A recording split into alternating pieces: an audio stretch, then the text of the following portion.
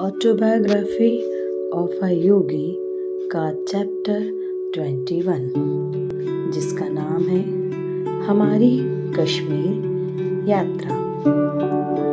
इसमें योगानंद जी ने अपने कश्मीर यात्रा के अनुभवों का वर्णन किया है।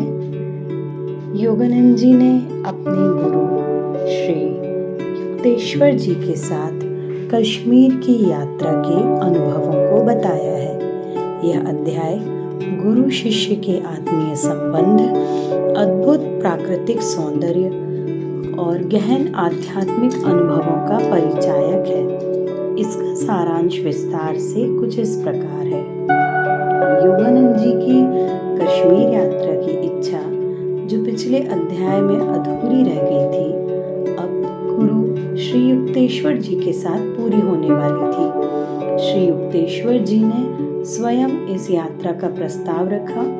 यह यात्रा न केवल भौतिक यात्रा थी बल्कि एक आध्यात्मिक अनुभव थी जो योगानंद जी के जीवन में गहरी छाप छोड़ गई। कश्मीर की यात्रा के दौरान योगानंद जी ने हिमालय की सुंदर वादियों, बर्फ से ढकी चोटियों और शांति से भरपूर झीलों का वर्णन किया है। प्रकृति की इन अद्भुत झलकियों ने उन्हें ब्रह्मांडीय सौंदर्य और ईश्वर की उपस्थिति का अनुभव करवाया।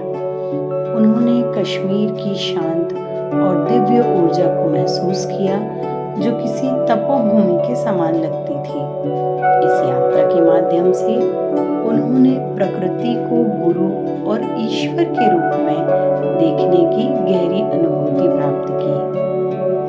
इस यात्रा का एक मुख्य आकर्षण था श्री युक्तेश्वर जी के साथ समय बिताना।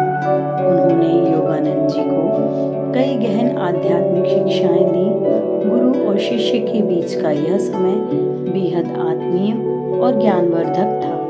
श्री युक्तेश्वर जी ने जीवन और ब्रह्मांड के गहरे रहस्यों को समझाने के लिए इस यात्रा को एक माध्यम बनाया। योगानंद जी ने कश्मीर के लोगों की संस्कृति और उनके साधारण जीवन का भी उल्लेख किया है।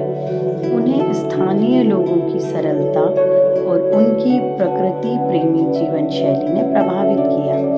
यह उनके जीवन में एक महत्वपूर्ण सबक था। सादगी और प्रकृति के साथ सामंजस्य का महत्व था। यात्रा के दौरान योगानंद जी को ध्यान और साधना में गहन अनुभव प्राप्त हुए। हिमालय की ऊंचाइयों और प्रकृति की गोद में उन्हें ईश्वर के प्रति निकटता का अनुभव हुआ। यह यात्रा उनके आत्मिक विकास और साधना को और अधिक गहन करने वाली सिद्ध हुई। इस अध्याय से हमें यह शिक्षा मिलती है कि प्रकृति, गुरु और ईश्वर के साथ सामंजस्य से जीवन में गहन शांति और आत्मिक विकास प्राप्त किया जा सकता है। यात्रा का उद्देश्य केवल भौतिक आनंद ही नहीं बल्कि आत्मा का जागरण और ब्रह्मांडीय चेतना का अनुभव करना है। यह अध्याय हमें प्रकृति से जुड़े रहने, गुरु की शिक्षाओं पर विश्वास रखने और जीवन को आध्यात्मिक दृष्टि से देखने की प्रेरणा देता है। धन्यवाद।